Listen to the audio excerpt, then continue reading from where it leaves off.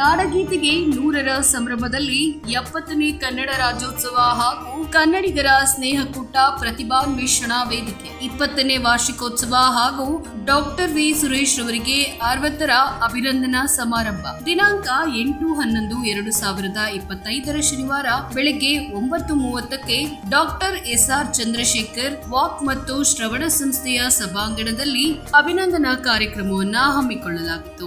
ಈ ಕಾರ್ಯಕ್ರಮದ ಸಂಸ್ಥಾಪಕರು Ram K Hanumanthaiah, doctor V Suresh ಅಭಿನಂದಿತ ವ್ಯಕ್ತಿ. ಕನ್ನಡಿಗರ ಸ್ನೇಹಕೂಟ ಪ್ರತಿಭಾನ್ವೇಷಣಾ ವೇದಿಕೆ ಕಾರ್ಯಕ್ರಮದಲ್ಲಿ ಉದ್ಘಾಟನೆಯನ್ನ ಶ್ರೀ ಟಿ ರಂಗಪ್ಪ, ಸಹಾಯಕ ಪೊಲೀಸ್ ಆಯುಕ್ತರು ಬೆಂಗಳೂರು, ಅಧ್ಯಕ್ಷತೆಯನ್ನ ಶ್ರೀ ವೈ ಮರಿಸ್ವಾಮಿ, ಅಭಿನಂದಿತರಾಗಿ ಡಾಕ್ಟರ್ ವಿ ಸುರೇಶ್ ಅಧ್ಯಕ್ಷರು, ಕರ್ನಾಟಕ ರಾಜ್ಯ ಖಾಸಗಿ ಶಾಲಾ ಕಾಲೇಜುಗಳ ಒಕ್ಕೂಟ, ಮುಖ್ಯ ಅತಿಥಿಗಳಾಗಿ ಡಾಕ್ಟರ್ ನ ವಿಜಯಕುಮಾರ್, ನಾವಿಕ, ಕಿವಿ ಮೂಗು ಗಂಟಲು ತಜ್ಞ ವೈದ್ಯರು ಹಾಗೂ ಮುಖ್ಯಸ್ಥರು, ಪ್ರಥಮ್ ENT ಮತ್ತು ಚೈಲ್ಡ್ ಕೇರ್ ಸೆಂಟರ್, ಶ್ರೀ ಪ ಮುರಳೀಧರ್, ಕನ್ನಡಪರ ಸಮಾಜಪರ ಹೋರಾಟಗಾರರು, ಡಾಕ್ಟರ್ GY ಪದ್ಮಾ ನಾಗರಾಜು, ವ್ಯವಸ್ಥಾಪಕ ಸಂಪಾದಕರು ಇಂದು ಸಂಜೆ ದಿನಪತ್ರಿಕೆ, ಶ್ರೀ AN ಧನಂಜಯ್, ಸಂಪಾದಕರು ಬೆಂಕಿಯ ಬಲೆ ದಿನಪತ್ರಿಕೆ ತುಮಕೂರು, ಶ್ರೀ M ಪ್ರಭಾಕರ್, ಕನ್ನಡಪರ ಸಮಾಜಪರ ಚಿಂತಕರು, ಶ್ರೀ ರಾಮ್ ಕೆ ಹನುಮಂತಯ್ಯ ಅವರಿಂದ ಪ್ರಾಸ್ತಾವಿಕ ನುಡಿ ಹಾಗೂ ಸ್ವಾಗತ ಕಾರ್ಯಕ್ರಮ, ಸಂಸ್ಥಾಪಕರು ಕನ್ನಡಿಗರ ಸ್ನೇಹಕೂಟ, ನಿರೂಪಣೆಯನ್ನ ಶ್ರೀ N ರವಿಶಂಕರ್, ಸಂಸ್ಥಾಪಕರು ಕನ್ನಡ ಮೈತ್ರಿ ಟ್ರಸ್ಟ್ ಬೆಂಗಳೂರು, ಕಾರ್ಯಕ್ರಮ ಸಂಯೋಜನೆಯನ್ನ ಡಾಕ್ಟರ್ ಪುರುಷೋತ್ತಮ್ ಹಾಗೂ ಶ್ರೀ ಹೇಮಂತ್, ಕನ್ನಡಿಗರ ಸ್ನೇಹಕೂಟ, ಕಾರ್ಯಕ್ರಮದ ನಿರ್ವಹಣೆಯನ್ನ ಶ್ರೀ ವಿ ಹೇಮಂತ್ ಕುಮಾರ್ ಹಾಗೂ ಶ್ರೀ CH ಮೇಲಪ್ಪ, ಕನ್ನಡಿಗರ ಸ್ನೇಹಕೂಟ, ವಂದನಾರ್ಪಣೆಯನ್ನ ಶ್ರೀ N ನವೀನ್ ಹೆಣ್ಣೂರು, ಕನ್ನಡಿಗರ ಸ್ನೇಹಕೂಟ ಹಾಗೂ ಇನ್ನು ಹಲವಾರು ಗಣ್ಯರು ಈ ಕಾರ್ಯಕ್ರಮದಲ್ಲಿ ಭಾಗಿಯಾಗಿದ್ದರು.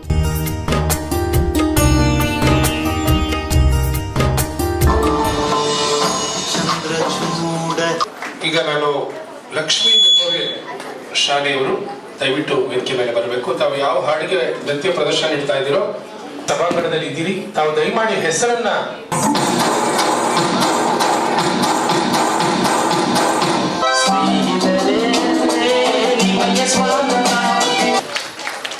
ಚಪ್ಪ ಉತ್ಸಾಹಕ್ಕೆ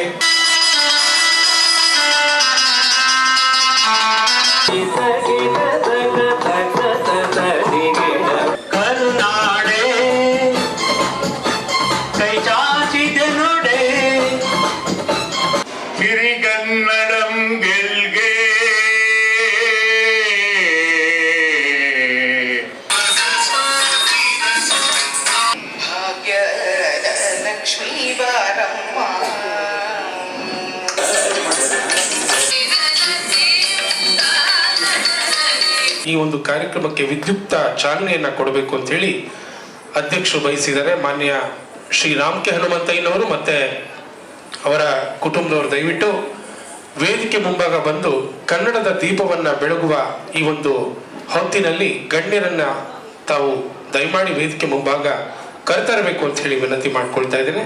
ಇಂದಿನ ಈ ಕಾರ್ಯಕ್ರಮಕ್ಕೆ ಮುಖ್ಯ ಅತಿಥಿಗಳಾಗಿ ಆಗಮಿಸಿರುವ ಗಣ್ಯರನ್ನ ಕರಮುಗಿವೆ ತಾಯಿ ಭುವನೇಶ್ವರಿಗೆ, ಕನ್ನಡ ವೇದಿಕೆಯ ಗಣ್ಯ ಮಹನೀಯರಿಗೆ, ಅಭಿಮಾನದಿ ನೆರೆದಿರುವ ಕನ್ನಡಿಗರೆಲ್ಲರಿಗೆ ಶಿರವಾಗಿ ಕರಮುಗಿವೆ ತಾಯಿ ಭುವನೇಶ್ವರಿಗೆ, ಕನ್ನಡ ಕುಲಕೋಟಿಗೆ. ಕನ್ನಡಾಂಬೆಯೇ ನಮಗೆ ಕುಲದೈವ,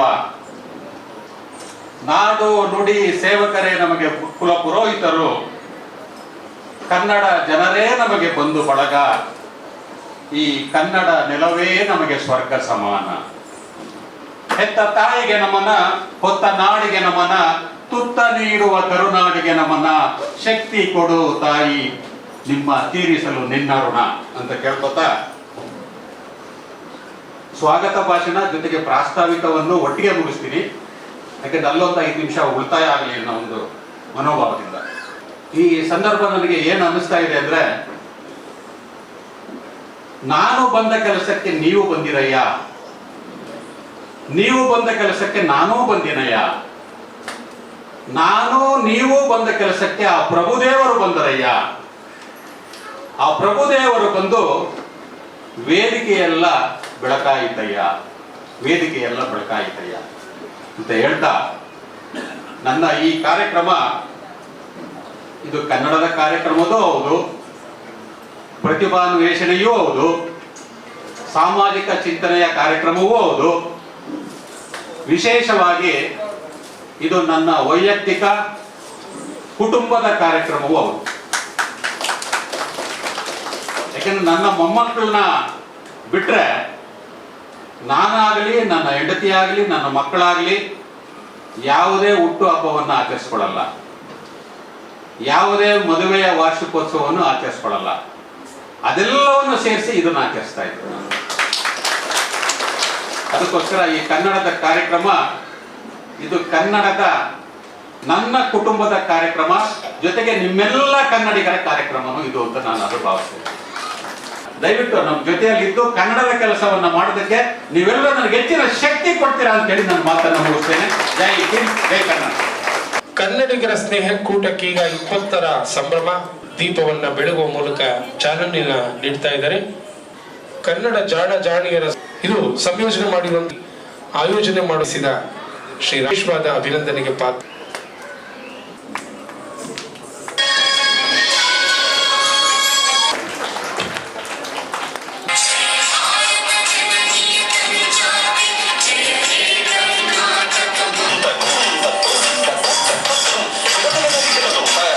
ಹೇಳಬೇಕು ಅಂತಿದ್ದಾರೆ.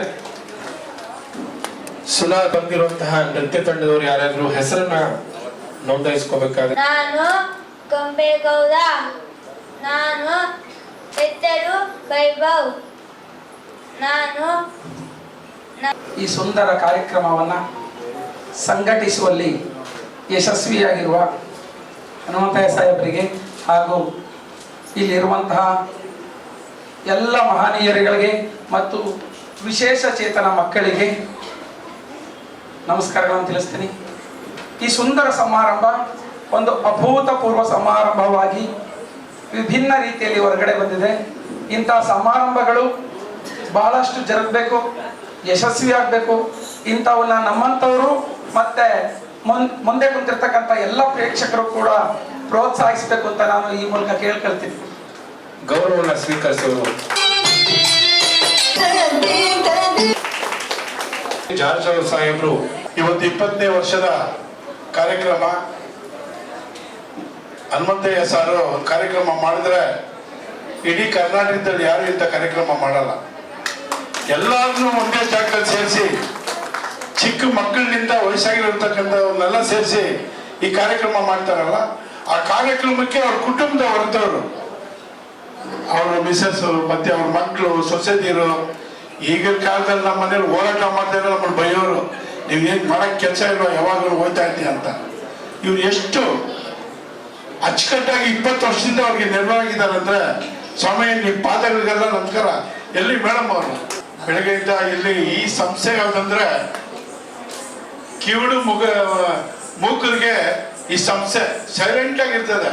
ಇವತ್ತು ಹನುಮಂತಯ್ಯ ಅವರು ಬಹಳ ಸೌಂಡ್ ಮಾಡಿಸ್ತಾ ಇದ್ದಾರೆ. ಪೊಲೀಸ್ ಇಲಾಖೆಯಲ್ಲಿ ಇದ್ಕೊಂಡು ಇಂಥ ಒಂದು ಸಾಧನೆ ಮಾಡಿರೋದ್ರಲ್ಲಿ ಹನುಮಂತಯ್ಯ ಸರ್ ನಿಮ್ಮ ಪಾದಗಳಿಗೆ ನಮಸ್ಕಾರ ಸರ್. ಯಾಕಂದ್ರೆ ನಮ್ಮ ಬಾಚೋಡಿ ಪೊಲೀಸ್ ಸ್ಟೇಷನ್ ಅಲ್ಲಿ KJD ಅಲ್ಲಿ ಇಲ್ಲಿ ಕೆಲಸ ಮಾಡಿರ್ತಕ್ಕಂಥವ್ರು, ಅವ್ರ ಅಕ್ಷರ ಮಾಲೆಗಳು ಅಷ್ಟೇ ಅಷ್ಟು ನೋಡಕ್ ಸುಂದರವಾಗಿರ್ತಾ ಇತ್ತು. ನಾವುಗಳು ಹೋರಾಟ ಮಾಡಿದ್ವಿ ನಮ್ಮ ಹಾಗೆ. ಏನು ಈಗ ಹೋರಾಟ ಹೆಂಗಂದ್ರೆ ಗಲ್ಲಿಗಲ್ಲೆಲ್ಲ ಅಧ್ಯಕ್ಷ, ಶಾಲಾ ಹಾಕೊಂಡೆಲ್ಲ ಅಧ್ಯಕ್ಷ, ಅವ್ನ ವಾಟ್ಸಾಪ್ ಅಲ್ಲಿ ನೋಡ್ಬೇಕು, ಅವ್ನ ಅವತಾರ, ಅವ್ನ ಇದು ಏನ ಹಂಗಲ್ಲ. ನಾವು ಮಾಡಿದ್ದು ಬೇರೆ ಭಾಷೆ ಜನಕ್ಕೆ ಕನ್ನಡ ಕಲಿಸೋಂಥ ಕೆಲಸ ಇವತ್ತಿಲ್ಲಿ ಆಗಿದೆ. ಎಲ್ಲ ಕಡೆ ಬಾವುಟಗಳು ಆಗ್ತಾ ಇದೆ. ಸಾಹೇಬ್ರಿಗೆ ಗೊತ್ತು, ಒಂದು ಬಾವುಟ ಆರ್ಸಕ್ಕೆ ನಾವು ಪೆರಿಯಾರ್ ನಗರದ ವೃತ್ತದಲ್ಲಿ 70-80 ಕನ್ನಡ ಸಂಘದವ್ರು ಹೋಗಿದ್ವಿ. ನಾವು ರಾಜ್ಕುಮಾರ್ ಸಂಘದವ್ರು ಆರಿಸಿದ್ದಾರೆ ಮೊದಲು. ನಾನು ಒಪ್ಕೊಳ್ತೀನಿ, ಯಾಕೆಂದ್ರೆ ಅವರಿಗೆ ಧನ್ಯವಾದಗಳನ್ನ ತಾವು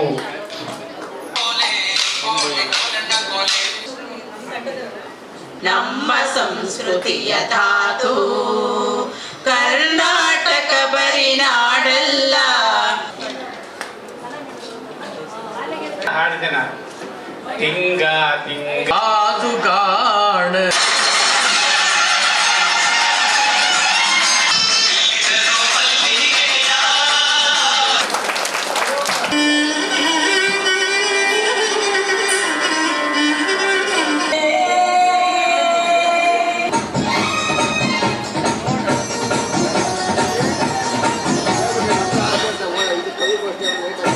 ಶಿವನು ಭಿಕ್ಷಕ್ಕೆ ಬಂದ.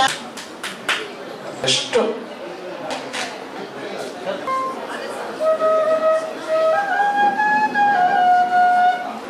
ವೈದ್ಯರಾದರೂ ಕೂಡ ರಾತ್ರಿ ಅವರಿಗೆ ಹೃದಯ ಆಘಾತ ಆಗಿದೆ. ಬೆಳಿಗ್ಗೆ ಮಣಿಪಾಲ್ ಆಸ್ಪತ್ರೆಗೆ ಹೋಗಿದ್ದಾರೆ, ಪರೀಕ್ಷೆ ಮಾಡಿಸ್ಕೊಂಡಿದ್ದಾರೆ. ಈ ಕಾರ್ಯಕ್ರಮ ಮುಗಿಸ್ಕೊಂಡು ಬಂದು ಆಮೇಲೆ ಸ್ಟಂಟ್ ಹಾಕೊಂಡ್ಬರ್ತೀನಿ ಅಂತ ಬಂದಿದ್ದಾರೆ. ಇದು ನಿಜವಾಗಲೂ ಕನ್ನಡದ ಭಕ್ತಿ, ಕನ್ನಡದ ಶಕ್ತಿ, ಕನ್ನಡದ ಹೃದಯವಂತಿಕೆ ಅಂತ ಇದನ್ನ. ಇಂಥ ಸಹೃದಯರು ಇರೋದ್ರಿಂದಲೇ ನಮಗೆ 20 ವರ್ಷದಿಂದ ಇಂಥ ಕಾರ್ಯಕ್ರಮ ನಡೆಸಕ್ಕೆ ಸಾಧ್ಯ ಆಗ್ತಾ ಇರೋದು.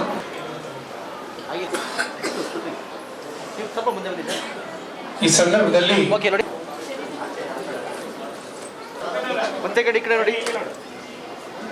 ಸಹಾಯಕ ಪೊಲೀಸ್ ಅಧಿಕಾರಿಗಳಾದ ಅವರ ಹೇಮಂತ್ ಅವರು, ಅವರ ಸೊಸೆಯಂದಿರು ಎಲ್ಲರ ಸಹಕಾರದಿಂದ ಅವರು ಮತ್ತೊಮ್ಮೆ ಜೋರಾಗಿ ಚಪ್ಪಾಳೆ ಬರಲಿ. ಇಂತಹ ಕಾರ್ಯಕ್ರಮವನ್ನ ಸನ್ಮಾನ ಮಾಡಿದ್ದಕ್ಕೆ ಹನುಮಂತ ಸರ್ ಅವರಿಗೆ ತುಂಬಾ ವಂದನೆಗಳು. ಮತ್ತೆ ಇಂಥವ್ರನ್ನ ಗುರುತಿಸಿ ಇವತ್ತಿನ ಕಾರ್ಯಕ್ರಮದಲ್ಲಿ ತುಂಬಾ ಜನ ಇಲ್ಲಿ ಸಮಾಜ ಸೇವೆ ಮಾಡೋರು ಮತ್ತೆ ಒಳ್ಳೆ ಕಾರ್ಯಕ್ರಮ ಕನ್ನಡಕ್ಕೋಸ್ಕರ ಹೋರಾಡೋರ್ನನ್ನ ಎಲ್ಲ ಇಲ್ಲಿ ಗುರುತಿಸಿ ಅವ್ರನ್ನ ಸನ್ಮಾನ ಮಾಡಿಸಿದ್ದಕ್ಕೆ ಸರ್ ನಿಮ್ಗೆ ಹೃದಯಪೂರ್ವಕ ಧನ್ಯವಾದಗಳು. ಅಭಿನಂದನೆಗಳನ್ನ ಸಲ್ಲಿಸ್ತಾ ಸನ್ಮಾನ ಮಾಡಿದ ಗಣ್ಯರು. ಕನ್ನಡಿಗರ ಸ್ನೇಹಕೂಟ ಈ ಒಂದು ಸಂಸ್ಥೆ ಪ್ರಾರಂಭವಾಗಿ 20 ವರ್ಷಗಳಾಗಿದೆ. ಯಾವುದೇ ಒಂದು ಸಂಸ್ಥೆಯನ್ನ ಕಟ್ಟತಕ್ಕಂಥದ್ದು ಅಷ್ಟು ಸುಲಭ ಇಲ್ಲ. ಹಾಗೆ ಕಟ್ಟಿದ ನಂತರ ಅದನ್ನ ಬಹಳಷ್ಟು ವರ್ಷಗಳ ಕಾಲ ನಡೆಸ್ಕೊಂಡು ಬರ್ತಕ್ಕಂಥದ್ದು ಇನ್ನೂ ಕಠಿಣ. ಆ ಸಂಸ್ಥೆಯನ್ನ ಕಟ್ಟಿದ ಮೇಲೆ ಪ್ರತಿ ವರ್ಷ ಒಂದು ಕಾರ್ಯಕ್ರಮವನ್ನು ಆಯೋಜನೆ ಮಾಡ್ತಕ್ಕಂಥದ್ದು ಇನ್ನೂ ಸಹ ಕಷ್ಟದ ಕೆಲಸ. ವೇದಿಕೆಗೆ ಪ್ರಮುಖರನ್ನು ಆಹ್ವಾನಿಸ್ತಕ್ಕಂಥದ್ದು, ಪ್ರತಿಭಾನ್ವೇಷಕರನ್ನ ಗುರುಸ್ತಕ್ಕಂಥದ್ದು, ಅವರಿಗೆ ಗೌರವವನ್ನ ಸಮರ್ಪಿಸ್ತಕ್ಕಂಥದ್ದು, ಎಲ್ಲ ಪ್ರಮುಖರನ್ನ ಕರೀತಕ್ಕಂಥದ್ದು, ಕಾರ್ಯಕ್ರಮಗಳನ್ನ ಶಿಸ್ತುಬದ್ಧವಾಗಿ ಆಯೋಜಿಸ್ತಕ್ಕಂಥದ್ದು, ಇವೆಲ್ಲವನ್ನು ನಾವು ನೋಡಿದಾಗ ಇದು ಯಾವುದೂ ಸಹ ಸುಲಭದ ಮಾತಲ್ಲ. ಹಾಗಾಗಿ ಮೊಟ್ಟ ಮೊದಲನೇದಾಗಿ ಈ ಕಾರ್ಯಕ್ರಮವನ್ನ ಆಯೋಜನೆ ಮಾಡಲಿಕ್ಕೆ ಕನ್ನಡಿಗರ ಸ್ನೇಹಕೂಟದ ಎಲ್ಲ ಸದಸ್ಯರು, ವಿಶೇಷವಾಗಿ ನನ್ನ ನೆಚ್ಚಿನ ನಿವೃತ್ತ ಪೊಲೀಸ್ ಅಧಿಕಾರಿಗಳಾದಂತಹ ಹನುಮಂತಯ್ಯನವರು ಮತ್ತು ಅವರ ಕುಟುಂಬದವರಿಗೆ ನನ್ನ ವೈಯಕ್ತಿಕ ಧನ್ಯವಾದಗಳು ಅನಿಸ್ತೇನೆ. ಬೆಳಗ್ಗೆಯಿಂದ ಬಹಳ ಒಂದು ಸೋತಾ ಇದ್ದೀವಿ. ಹಾಗೆ ಪ್ರಮಾಣ ಪತ್ರ ನಗರದಿಂದ ಬಂದಿರುವಂತಹ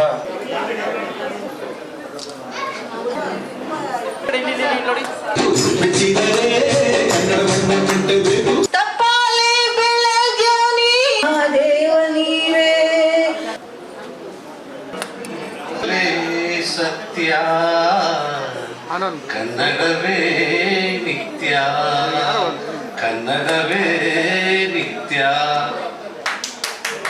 ವ್ಯಕ್ತಿ ಶಕ್ತಿಯ ಜೊತೆ ಈ ಕಾರ್ಯಕ್ರಮದಲ್ಲಿ ಭಾಗವಹಿಸಲಿಕ್ಕೆ ನಿಜವಾಗಲೂ ನಾನು ಅದೃಷ್ಟ ಮಾಡಿದ್ದೆ ಅಂತ ಹೇಳ್ತಾ ಇದ್ದೀನಿ.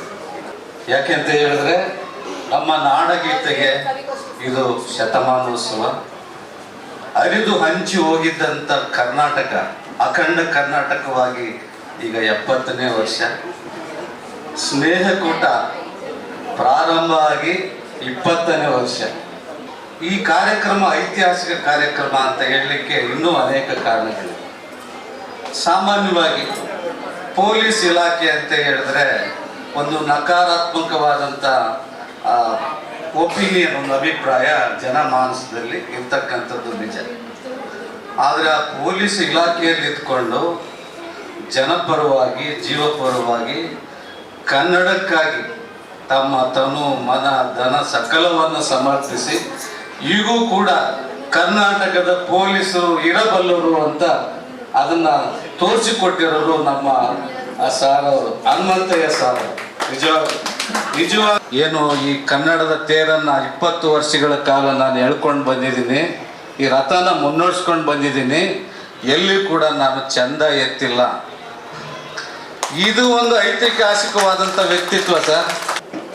ಒಗ್ಗೂಡಿ ಮಾಡುವಂತಹವರಿಗೆ ಅವಕಾಶ ಮಾಡಿಕೊಟ್ಟು